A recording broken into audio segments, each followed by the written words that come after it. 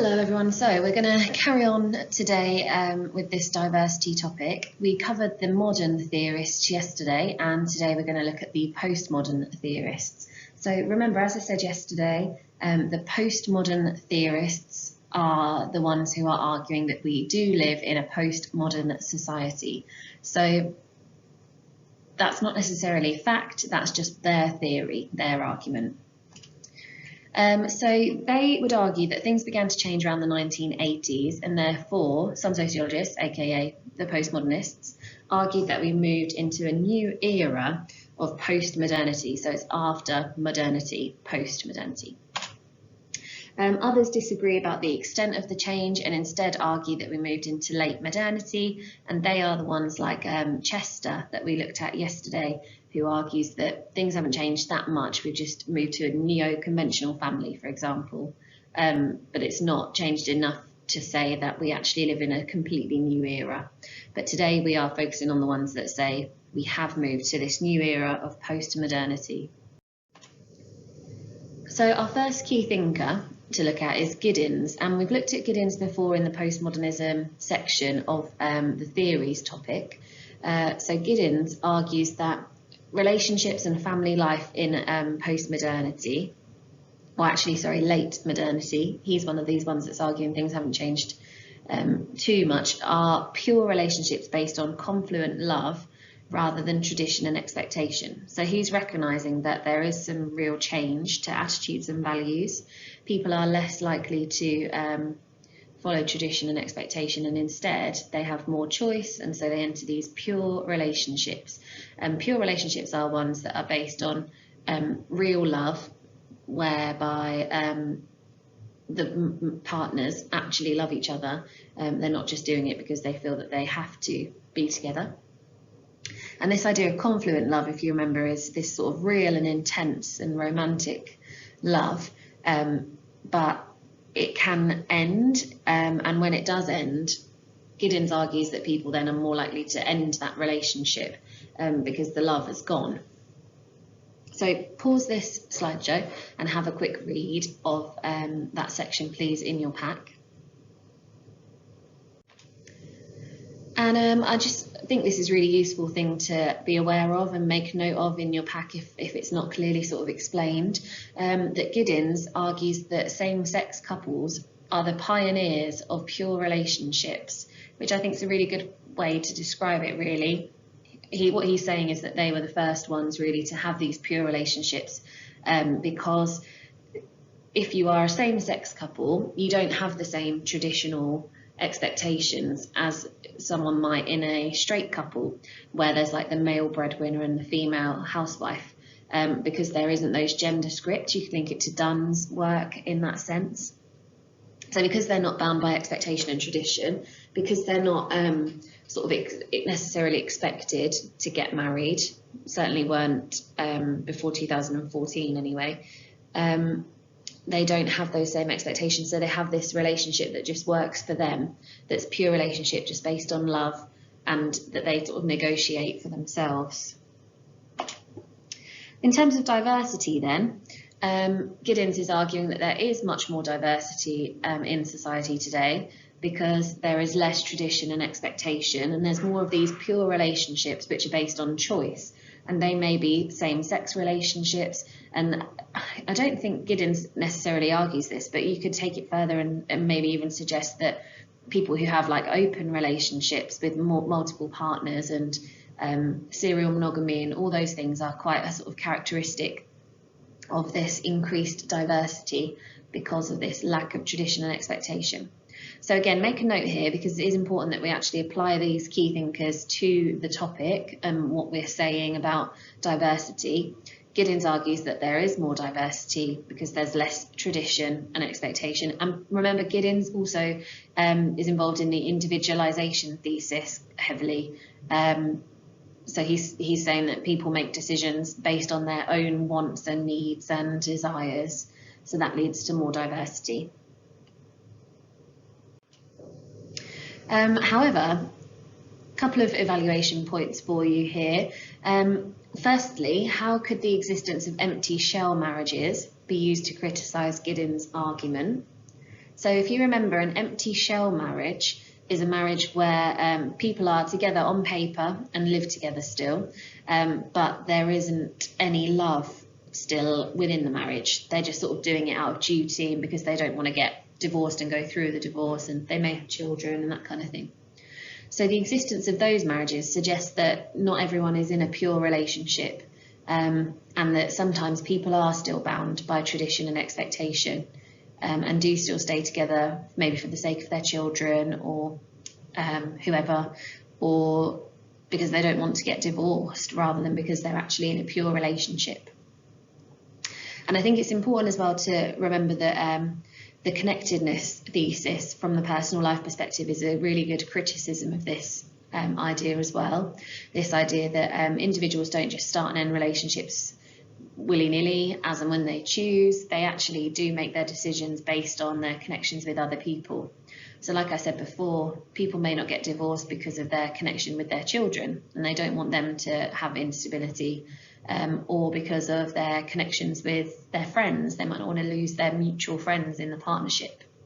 So that could be a good evaluation point. Remember, it's Carol Smart. Let me try and write Smart here.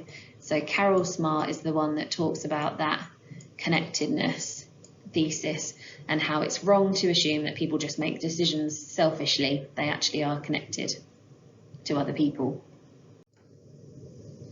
Our second key thinker for the postmodern era is Beck, and Beck's key concept that you'll come across a lot is risk society.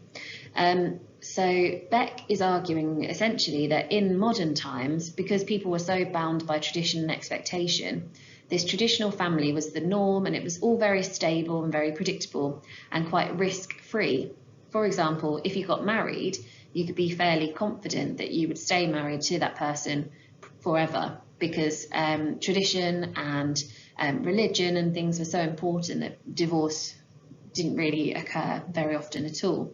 So in that sense, there was no risk involved in marrying someone, for example. But Beck argues that in postmodern times we have this negotiated family where there are no rules really, no expectations, and for example, divorce is a good bit of evidence for this, that there's many more divorces now. So therefore, everything that we do is a risk, and everything has a risk of becoming sort of unstable or coming to an end. So now when people marry, there is a high risk that they will get divorced. So Beck applies this not just to the family actually, but to lots of different things in society, and says that society today is much more risky because individuals have much more choice, and those choices lead to instability and change and things being unpredictable. So risk society. Take a minute to read about Beck in your pack,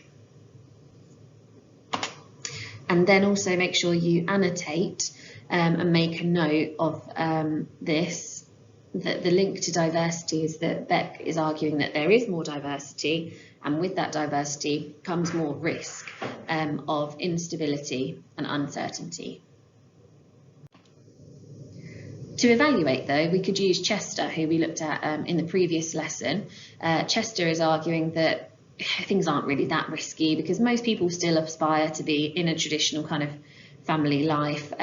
Most people aspire to be married to a partner, and that may well be a partner of the same sex, or it may well be a second marriage. Most divorcees get remarried. So although there's more choice, does it necessarily mean there's more risk when actually things are still quite predictable for most people in society? Most people get married and have children. Okay, we've then got a key thinker called Stacey, and Stacey comes from a bit of a feminist perspective as well as the postmodernist perspective. And Stacey talks about a couple of things. First thing in your pack to mention is that increased diversity and choice has been really beneficial for women because it's given them chance to break out of the expressive role, and given them opportunity to move into different roles within the family, and also different family types. They don't just have to be in the traditional patriarchal nuclear family anymore. They can choose to be in different family types that suit them better and that have greater equality between the genders. Secondly, Stacey also argues that there is the existence now of these divorce extended families.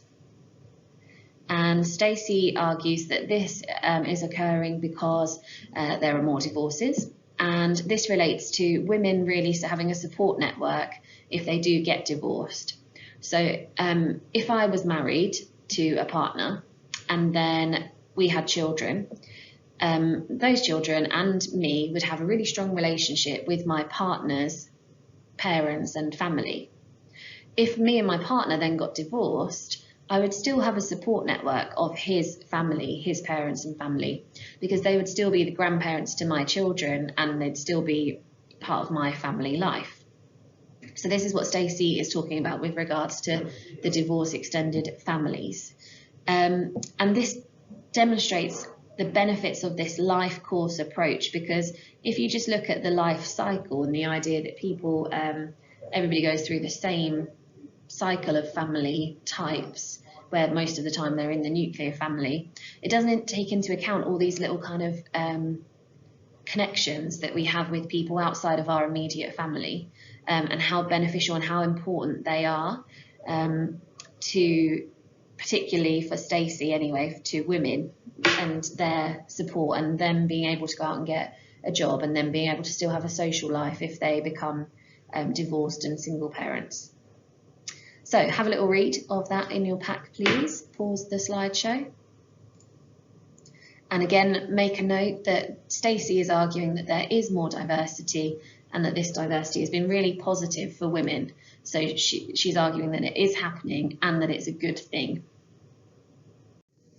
So moving on to your next key thinker for this section, we've got Weeks. And Weeks' main argument is about how there's been this massive shift in attitudes and more acceptance of other family types. But he does argue that despite the fact that there has been a shift away from traditional values and attitudes, in a similar way to Chester, he argues that most people do still aim for a traditional nuclear family. Most people want to find a partner and settle down with them and be monogamous, and maybe a few less people, but the majority of people choose to have children, and most people who get divorced tend to remarry. So he's sort of suggesting that although there is this bit of diversity and the shift in attitudes, most people aspire to the same kind of traditional family structure. So in terms of diversity, he's saying that yes, there is diversity, but perhaps not as much as other postmodernists would argue. So a lot of these arguments are saying that either there is or there isn't diversity, but many of them are kind of in the middle and saying that there is definitely more diversity than in the past, but things haven't changed that much in terms of what people aspire to in their relationships. So what I would like you to do next is have a go at filling out this summary thing. So you need to be sorting all the key thinkers from the modern approaches to the postmodern approaches into this table. So you want to be putting them into whether they are saying diversity has happened or it has not happened. Now, some of them are not really relevant here. So Parsons, for example, you can't really say whether he thinks it has or hasn't happened because he's dead and has been for a long time. So you can leave him out of this one, for example. However, some of the later modernists you may want to include, and perhaps in the either that it has or hasn't happened column. However, as long as you can justify where you've put the key thinker, that's fine. There's not necessarily a right or wrong answer. And as I said on this slide here, you might find that some of them will need to go in the middle, where they're saying that it has happened to an extent. So it has happened a little bit. So there's been some change. However, most people are still in the nuclear family, so it's kind of in the middle. I'm just trying to think whether there would be any that you would put in the diversity has not happened column. Probably Chester, I guess, who's saying that things really haven't changed that much at all. It's just the neo-conventional family and there's not really diversity at all. Maybe the Rappaports as well could go in there.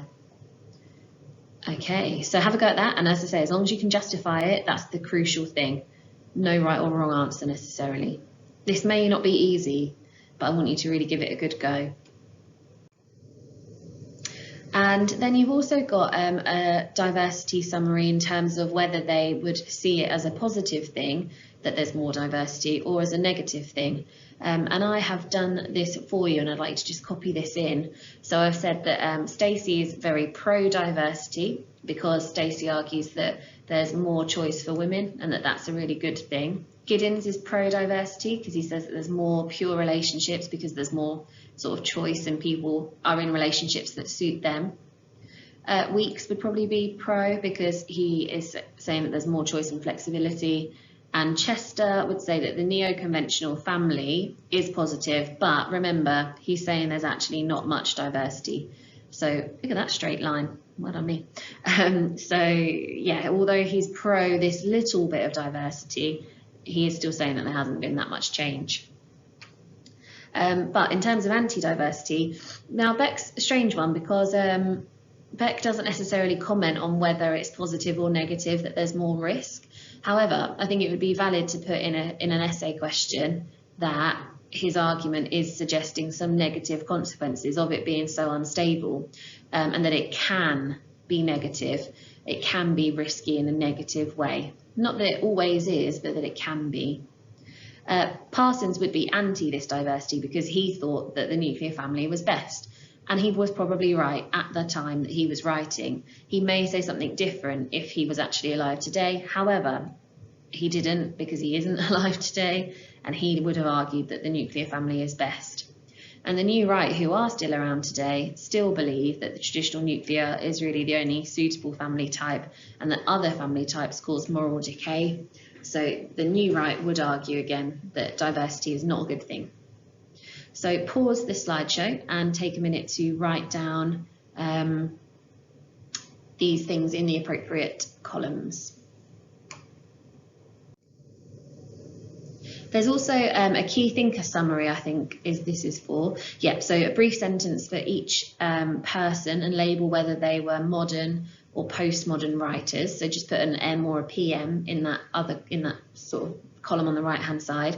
This is a good bit of consolidation for you just to make sure you've understood the views of each key thinker. So you might put for Parsons, nuclear family was best, just a simple phrase or sentence. For Giddens, you might put there are more pure relationships. And that's it for today. So this actual recording itself is pretty short. We're just coming up to 20 minutes, but that's because you've got lots of opportunity in there to pause and make notes and create the summary grids and do some extra consolidation and that kind of thing. So make sure you use a full sort of hour to make sure you've got your head around these modern and postmodern key thinkers.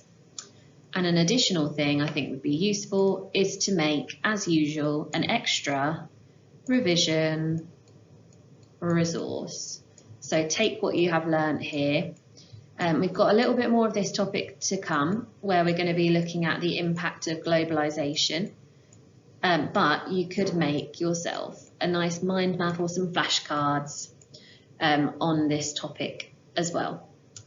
Modern and postmodern key thinkers. And remember that crucial thing is, the thing we want to focus on here is what are they actually saying about diversity? Are they saying that it has happened or not? And are they saying that it's good or bad? So remember that application to diversity is really important. If you've got any questions, send me an email, and other than that, enjoy.